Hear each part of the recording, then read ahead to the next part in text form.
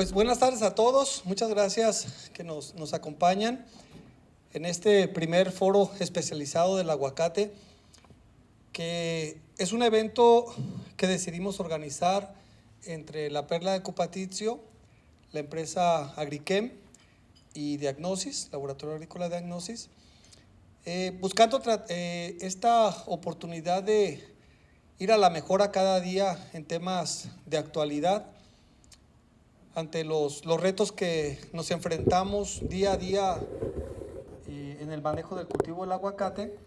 Pues sabemos la importancia que tiene la capacitación. Entonces el día de hoy hemos preparado 3 temas que consideramos de importancia y que bueno, queremos compartirlo con ustedes. En este caso la dinámica va a ser que tendremos 2 presentaciones, una por parte de la doctora Jenny Michúa. Después nos acompañará el ingeniero Marco García de la empresa Agrichem y tendremos un break y posteriormente me tocará a mí. Y ya después les invitaremos una pequeña cena que hemos preparado también para ustedes. Entonces, pues nuevamente sean bienvenidos a este primer foro. La idea de estos foros especializados es que después por ahí creo que ya hay un registro de las personas que nos acompañan y les iremos haciendo llegar algunas encuestas para que nos ayuden. ¿Cuáles son los temas que son de interés para ustedes, que creen ustedes que sean importantes ante las condiciones que estemos viviendo para ciertos momentos en este cultivo? Y entonces también nos daremos a la tarea de buscar a las personas más adecuadas que nos puedan ayudar para impartir esos temas que ustedes mismos nos vayan retroalimentando. Repito, la idea de este foro especializado es que no sea la única vez, esperamos que sean muchas presentaciones, que podamos tener varias presentaciones durante el año, ya se los iremos haciendo saber a ustedes y que estarán en función nuevamente de las condiciones o de las situaciones que vayamos viendo que vayan a llegar para el cultivo en función de las épocas fenológicas del cultivo. Entonces, nuevamente sean bienvenidos y empezaríamos entonces la presentación con la doctora Jenny Michúa, que nos va a hablar sobre el tema de enfermedades de raíz, control y manejo. Y bueno, pues Jenny, bienvenida.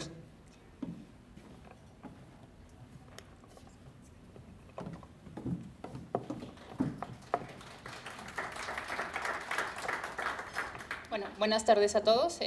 Primero que nada agradezco la invitación a los organizadores. Yo les voy a presentar en términos muy generales la parte de manejo y control de enfermedades. Mi especialidad es como tal esa, soy fitopatóloga y mi subespecialización es precisamente trabajar con todas las enfermedades de raíz, especialmente en frutales. Primero, para empezar, algo importante es entender qué es una enfermedad. Normalmente siempre decimos, mi árbol está enfermo. Ok, está enfermo, pero en realidad, ¿qué es una enfermedad o qué me está originando una enfermedad? Aquí obviamente tenemos que entender que es una alteración de todos los sistemas energéticos de la planta. Ya en otros temas nosotros nos metemos a la parte genética, a la parte de respiración, todos los procesos fisiológicos de la planta, pero aquí lo importante y lo básico es que se quede con este concepto de es una alteración nociva y que es de forma continua, no es pausada ni es por tiempos, es de forma consecutiva. Y otra cosa importante que debemos aprender a diferenciar, sobre todo cuando queremos establecer un sistema de control o de manejo, es esto. Tenemos enfermedades bióticas y tenemos enfermedades abióticas. Las bióticas, hablando específicamente de raíz, tenemos hongos, tenemos bacterias y nemátodos. En el caso de aguacate nos centramos sobre todo en la parte de hongos, bacterias y nemátodos no hay algunas especies que estén reportadas como potenciales. Y en el caso de las enfermedades abióticas, como su nombre lo dice, son factores externos o factores sin vida.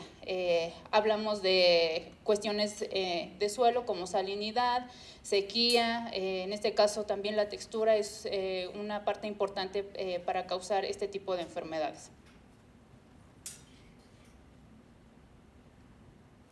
Y de aquí se desglosa este concepto. Cuando hablamos de una enfermedad o de un patógeno, debemos entender que por consiguiente tenemos una epidemia. Y una epidemia siempre va a ser un cambio en la estructura de la población. Va a ser originada principalmente por un desequilibrio. Es decir, este es solamente un ejemplo porque cabe mencionar que en aguacate no hay muchos estudios acerca de epidemias, pero solamente es para ejemplificar el concepto.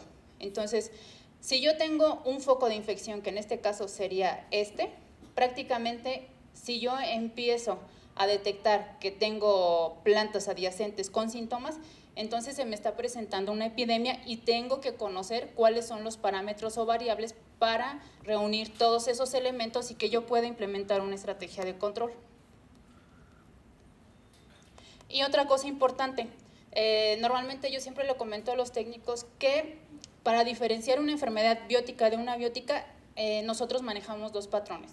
Uno que es patrón de distribución individual, que es a nivel planta. Siempre hemos dicho que cuando se trata de una enfermedad causada por patógenos o microorganismos, siempre va a ser un patrón asimétrico. ¿Qué quiere decir eso?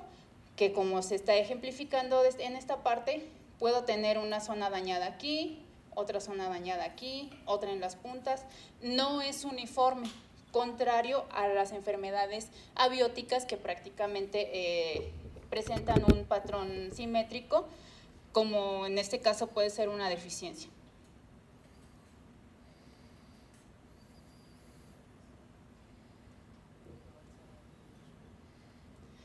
Y si nos vamos a la parte de parcela o de huerto, tenemos estos patrones: regular, aleatorio y agregados. Estos se presentan sobre todo en enfermedades foliares, pero el que nos interesa particularmente a nosotros por ser enfermedades de suelo es el tercero, que es el de agregados. Ahorita les voy a ejemplificar.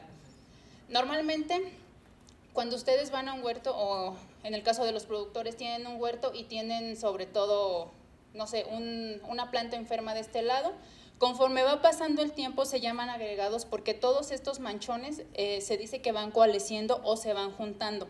Ese es un patrón típico para hacer detección de enfermedades de suelo causadas por hongos, independientemente del género o de la familia. En el caso del aleatorio no es tan común en enfermedades de raíz, y en el caso del patrón regular se limita solamente a enfermedades foliares como antragnosis o roña. Y otra cosa importante, para que yo pueda implementar una estrategia de control o de manejo, tengo que manejar estos dos conceptos o tengo que revisar estas variables.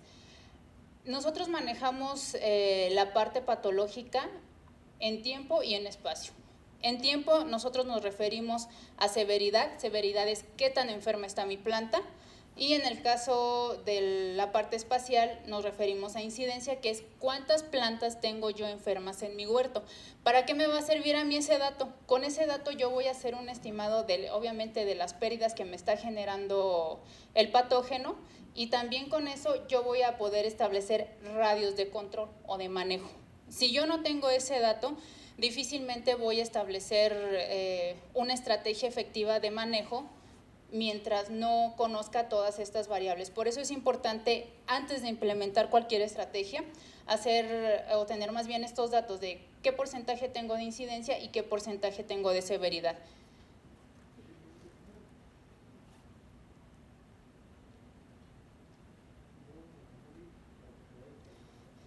Otra cosa importante aquí es cuando hablamos de enfermedades de raíz, hablamos de sistemas muy complejos, entonces se tienen que considerar también variables como estas. Muchas veces decimos, tengo Phytophthora cinnamomi, voy a meter, no sé, Aliet. Ok, pero ¿quién me está diciendo que estoy rompiendo estas condiciones que son las inductivas para el desarrollo de la enfermedad? Entonces, aquí se los estoy poniendo y sí quiero hacer énfasis porque justamente nos pasó apenas un caso en el laboratorio donde llega la muestra y nos encontramos con que no tiene Phytophthora. Nos pidieron que hiciéramos el análisis porque tenían esa sospecha. No salió Phytophthora en suelo y nos dicen, oye, dame un diagnóstico que tenga Phytophthora. Entonces, definitivamente no se trata de dar ese tipo de diagnósticos. Y aquí yo le explicaba a esta persona que nos solicitó esta información que más bien ahí va a tener una enfermedad abiótica, y mientras no rompa la condición de humedad o esta condición favorable para el desarrollo de ciertas estructuras, o en este caso esa actividad que me está induciendo enfermedad abiótica en la planta, pues obviamente no va a tener control. No es solamente meter una molécula química por meterla, sino que debo de conocer yo todos estos parámetros. Entonces, si hablamos de suelo, tenemos humedad. Obviamente hay una correlación directa y fuerte cuando tenemos una enfermedad causada por hongos. Y aquí les estoy poniendo el ejemplo de Cinamomi. Tenemos el desarrollo de estas estructuras que son las que son infectivas. Y obviamente si yo tengo una humedad alta, tengo una liberación y dispersión de zoosporas, formación de clamidosporas, que son las estructuras de resistencia, y en el caso de los esporangios, pues también tengo cierta proliferación y germinación de estas estructuras. Si nos vamos a otra variable, la textura, y vamos a retomar un poco el caso de Phytophthora. Phytophthora prefiere este tipo de suelos. Si yo tengo Phytophthora y tengo una presencia muy alta de arcilla, obviamente tengo que romper esta condición también con estrategias químicas, biológicas, culturales, etcétera, que más adelante les voy a explicar. Pero es importante que conozcan tanto a su planta como a su patógeno, por eso están estas letras acá. En el caso de otra enfermedad que es comúnmente ya aquí en la zona, que es el pie negro del aguacate causado por cilindrocarpon, prefiere suelos francos y arcillosos. De ahí es la importancia del análisis de suelo. Entonces, cuando yo tengo ese análisis, en automático sé que puedo tener una condición inductiva para la enfermedad. Y si me voy a pH, es lo mismo.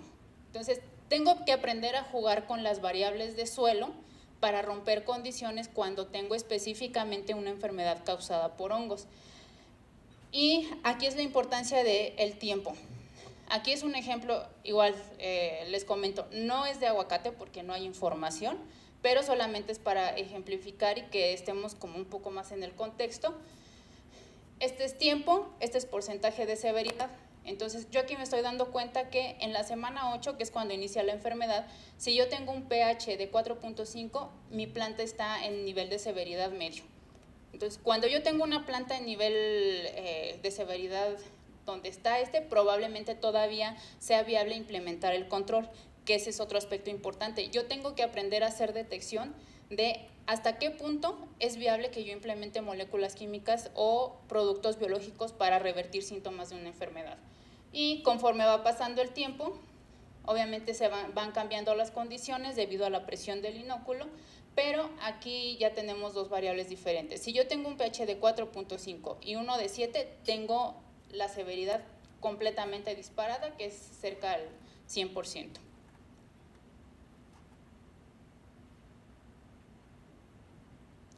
Y si nos vamos a incidencia, siempre va a haber una correlación. Yo tengo un pH aquí de 7, tengo un nivel de incidencia alto. Entonces, esa es la importancia de ese tipo de variables. Tienen que conocer todo eso, estas dos variables que son incidencia y severidad, para que ustedes puedan saber cuál es la que está disparando. Probablemente tengan una humedad baja, pero un pH alto, entonces probablemente sea el pH el que me está disparando al hongo. Y en el caso de los nutrientes es lo mismo. Muchos nutrientes, más allá de disminuir la cantidad de inóculo, lo aumentan, los estimulan. Entonces, por eso normalmente cuando hay algunas personas o algunos productores que llegan y nos dicen que quieren que les llevemos toda la parte de manejo, yo siempre solicito los análisis de suelo, los nutrimentales. Entonces, deben de saber, por ejemplo, en el caso de Phytophthora cinnamomi, hay una infección con concentraciones altas de nitrato, nitrógeno o potasio. Entonces, si ustedes no manejan eso, aunque metan miles de moléculas químicas y metan muchos productos biológicos, si no rompen esto, no van a tener una estrategia de control buena o no van a tener buena reversión de síntomas.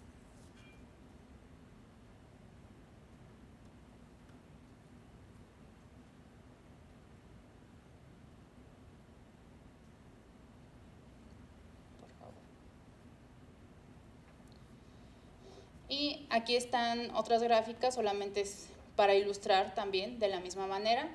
Niveles altos se dice que tienen en ciertos casos, no específicamente en uno, pero tienen a mantener en equilibrio el sistema de defensa de la planta, y esa es otra parte importante en cuestión de los nutrimentos. Cuando yo tengo una planta bien nutrida, mi sistema de defensa va a estar hasta el tope, pero una vez que yo administro más, obviamente la planta va a entrar en un estrés y va a ser mucho más susceptible al ataque de cualquier patógeno. Aunado a que, como estamos hablando de enfermedades de raíz, hay cierta interacción. Cuando hay un exceso de nutrimentos, muchas veces las plantas empiezan a exudar metabolitos y esos son los atrayentes para el patógeno. Entonces, en el caso de los nutrimentos sí tenemos que tener mucho cuidado para ver más o menos qué niveles tenemos y estandarizar la parte de los nutrimentos y que no prolifere el patógeno. Y esta es otra variable importante, que es la conductividad eléctrica o la salinidad. Igual, va a haber una relación directa entre el porcentaje de sales en el suelo y el número de árboles enfermos. Esto es sobre todo con incidencia. Y aquí vemos el ejemplo que, por ejemplo, si tenemos una conductividad de 3.58, tenemos una respuesta de las zoosporas muy altas. Entonces, ese es para el caso particular de Phytophthora. Y otra cosa importante que debemos de conocer cuando estamos hablando de control o de manejo de enfermedades de raíz es esto, la planta. Yo siempre le he dicho a la gente, tienen que conocer a su planta y tienen que conocer a su patógeno. Por eso es importante que antes de que se diagnostique de forma visual en campo, se envíe a hacer un diagnóstico para corroborar quién me está causando enfermedad. Aquí las variables, cuando yo hablo de planta, están muy relacionadas la resistencia y la susceptibilidad de la planta. Hay mínimo aquí 3-4 variedades de aguacate, entonces no todas responden de la misma forma ante todos los patógenos. Entonces este es un parámetro que ustedes también deben de tomar en cuenta. La edad. Muchos patógenos atacan plantas jóvenes y otros atacan plantas viejas. ¿Por qué? Por la liberación de exudados. No es lo mismo una planta de 3 años a una planta de 10 años. Entonces, esto también lo debemos de conocer. Y pues en el caso de la nutrición, pues obviamente es lo que les comentaba anteriormente. Debo tener un sistema bien equilibrado para que mi sistema de defensa de la planta esté en buenas condiciones. La siguiente, por favor. Aquí el patógeno. Una vez que yo ya detecté que es, por ejemplo, Phytophthora, yo debo de saber qué tan agresivo es decir, qué tan rápido me va a matar al árbol. ¿Eso de qué va a depender? De la densidad de inóculo. Cuando yo mando a hacer un diagnóstico patológico, normalmente o lo ideal es que se haga tanto de planta como de suelo. El hecho de que yo mande a hacer un diagnóstico de raíz y me salga Phytophthora, ok, me da el parámetro, es Phytophthora, pero ¿cuánto tengo de Phytophthora? Entonces, por eso es importante que se haga también el estudio microbiológico para complementar y entonces yo ya pueda saber qué tan agresivo y qué tan virulento va a ser mi patógeno. Y en el caso de la patogenicidad, pues es qué tan viable es para producir enfermedad. Otra cosa importante aquí es que muchas veces satanizamos o decimos, es Phytophthora o es Fusarium y me va a matar al árbol. Son habitantes naturales de suelo. Aquí, ¿qué es lo que va a pasar para que se induzca la enfermedad? Que va a haber un desequilibrio biológico. Todas las enfermedades de raíz, absolutamente todas, y está ya comprobado, son originadas por este tipo de desequilibrios, por la alteración de poblaciones biológicas. La siguiente, por favor. ¿Qué otra cosa tengo que saber? Tengo que saber la distancia del sitio de infección, la profundidad de la densidad del inóculo y la densidad. Aquí es, si yo tengo un árbol enfermo, ¿qué tan rápido está avanzando para infectar al árbol que está adyacente hacia el norte, al sur, etcétera? Si yo hablo de esta variable, entonces yo tengo que saber si mi patógeno está produciendo estructuras de resistencia y a qué profundidad están, porque muchas veces nos enfocamos exclusivamente en trabajar a la planta y no trabajamos las estructuras de resistencia. Fusarium produce clamidosporas. Las clamidosporas son estructuras de resistencia. ¿Por qué se llaman estructuras de resistencia? Porque el suelo puede estar seco, puede haber ausencia de la planta y el hongo ahí está hasta que vuelva a tener las condiciones indicadas para volver a iniciar la infección. Entonces, yo tengo que conocer bien esto para hacer una buena estrategia de control. Y si hablamos de densidad de inóculo, es lo que les comentaba, yo debo de saber qué cantidad tengo del patógeno en 1 gramo de suelo. Con eso, entonces yo ya empiezo a decir, voy a aplicar esta molécula o voy a aplicar esta molécula en tal dosis. Tampoco es aplicar una dosis estandarizada, eso también me lo va a dar este parámetro. La siguiente, por favor. Y nos vamos a esta parte. Estos son los principios de manejo integrado. En realidad, hablar o decir control, para mí no es una palabra como muy viable, porque decir control es decir erradiqué completamente al patógeno.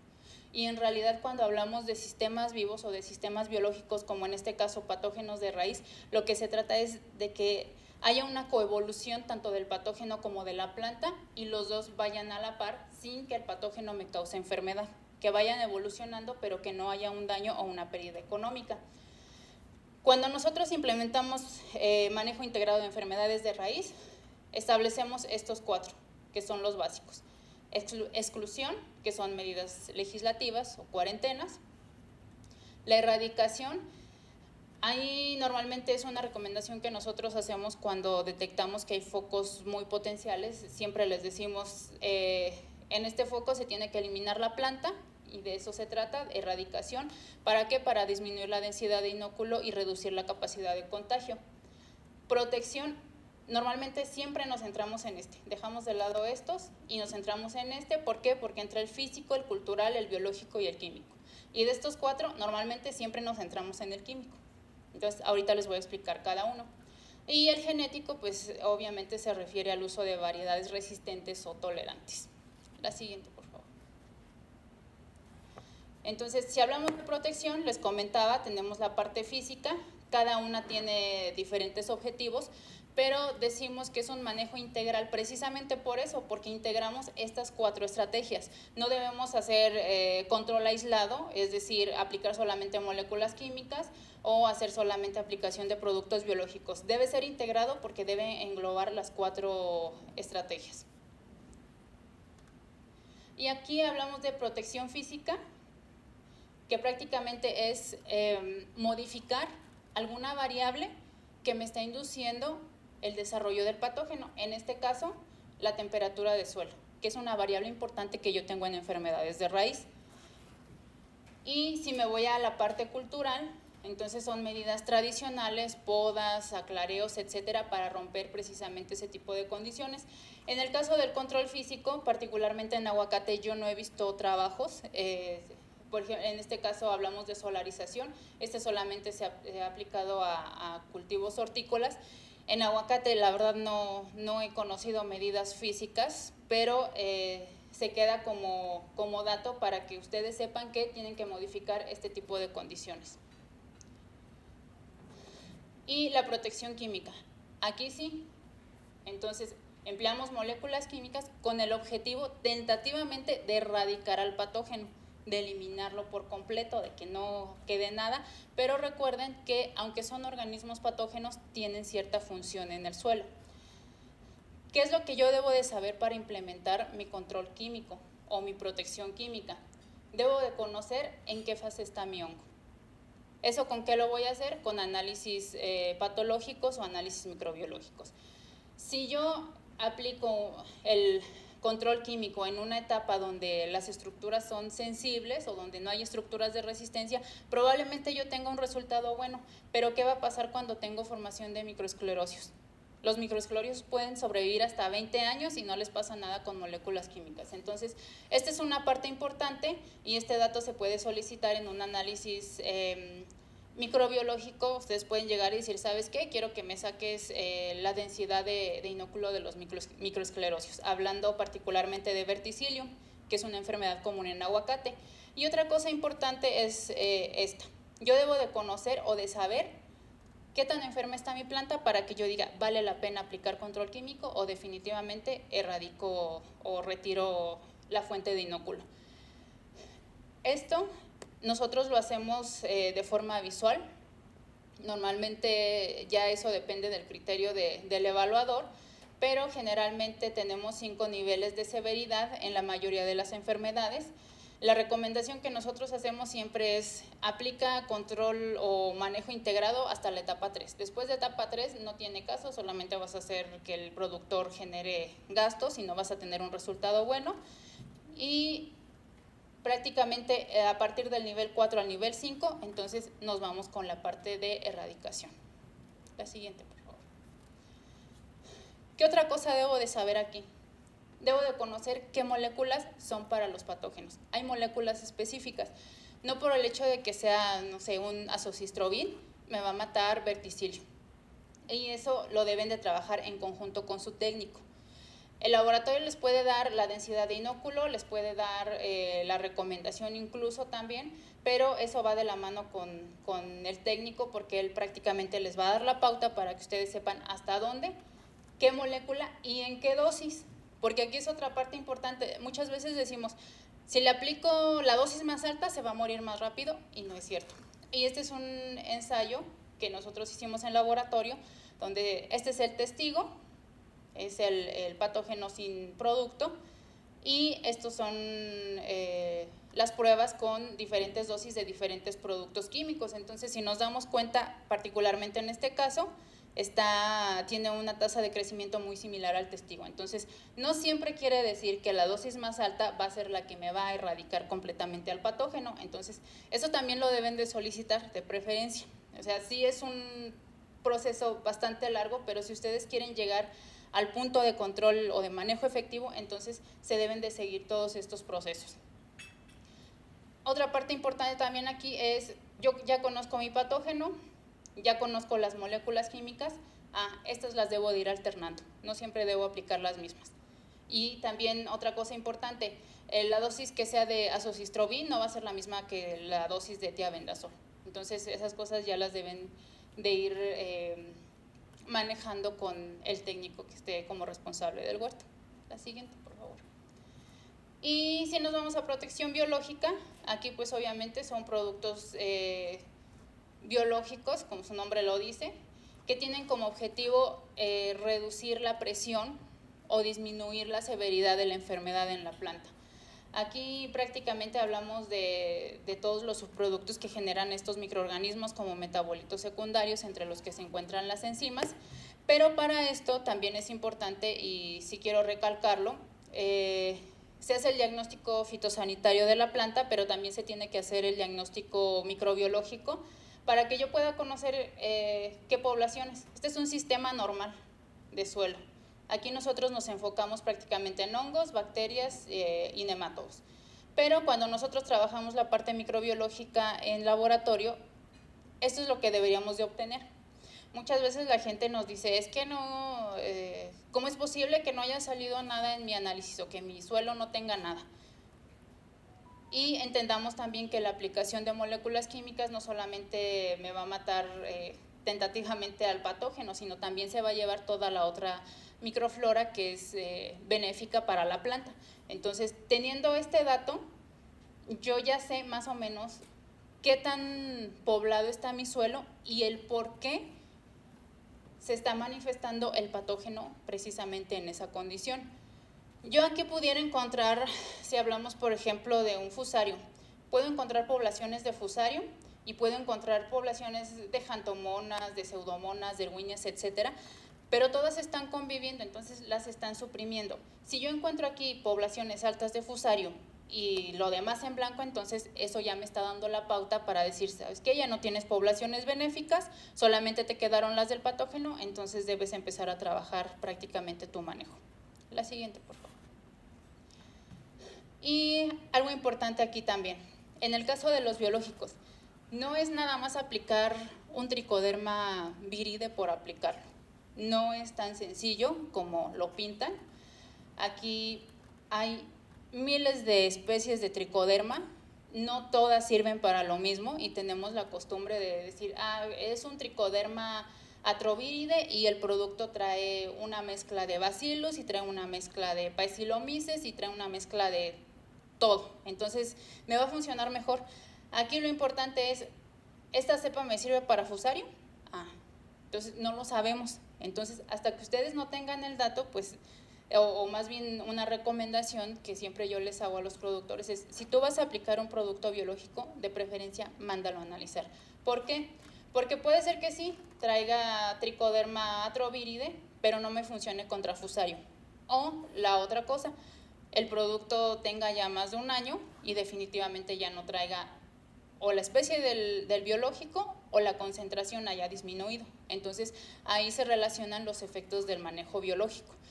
Entonces, prácticamente todas estas cosas son las que ustedes deben de conocer, y cuando nosotros aplicamos también control biológico o manejo, debe ser también con la escala de severidad. Debo de conocer hasta qué punto es viable que yo aplique este tipo de manejo, y de preferencia, y yo también les he comentado, busquen productos que sean de la zona, que sean producidos en la zona de Michoacán. ¿Por qué? Porque no va a ser viable que yo meta en esta planta que se está muriendo un tricoderma que viene de Sinaloa. Las condiciones son completamente diferentes y obviamente va a haber una fase de adaptación muy lenta. Entonces, muchas veces por eso la gente se decepciona del manejo biológico, porque dices que no sirve o no funciona, no tengo los resultados, pero precisamente es por ese tipo de parámetros. Otra cosa importante también aquí, antes de que se me olvide, es el hecho de aplicar tricodermas no quiere decir que aplicar 10 veces tricoderma es viable. Tricoderma es un hiperparásito y me va a llevar buenos y malos. Entonces, si yo estoy repoblando mi suelo con poblaciones benéficas, debo de saber también hasta cuándo voy a aplicar tricoderma. Curiosamente, yo cuando estaba en mis estudios doctorales le preguntaba a una asesora, ¿cuánto tiempo tarda en reestructurarse la población del suelo después de que haya ocurrido un desequilibrio bastante severo? Y prácticamente no me dio la respuesta. ¿Por qué? Porque es un proceso que se lleva años. Lo que nos acabamos en un año se demora mucho tiempo en volver a establecerse. ¿Por qué? Porque son organismos vivos. Entonces, la sugerencia es, cuando apliquen un producto biológico, manden a analizarlo, verifiquen que el producto sirve precisamente para el patógeno que ustedes tienen, y lleven un control muy estricto de cuántas aplicaciones se deben de realizar de cada microorganismo. Otra cosa importante también es, no nada más es aplicar tricodermas, tienen que ser un conjunto de varios microorganismos para que se pueda restaurar todo ese equilibrio, y obviamente si quedan ciertas esporas del patógeno, pues prácticamente haya una supresión. Lo que se busca con esto es precisamente eso, restablecer la condición supresiva del suelo. Y pues prácticamente este es nuestro contacto. Cuando requieran nuestros servicios estamos disponibles ahí, y si tienen alguna duda, comentario, pregunta, con todo gusto.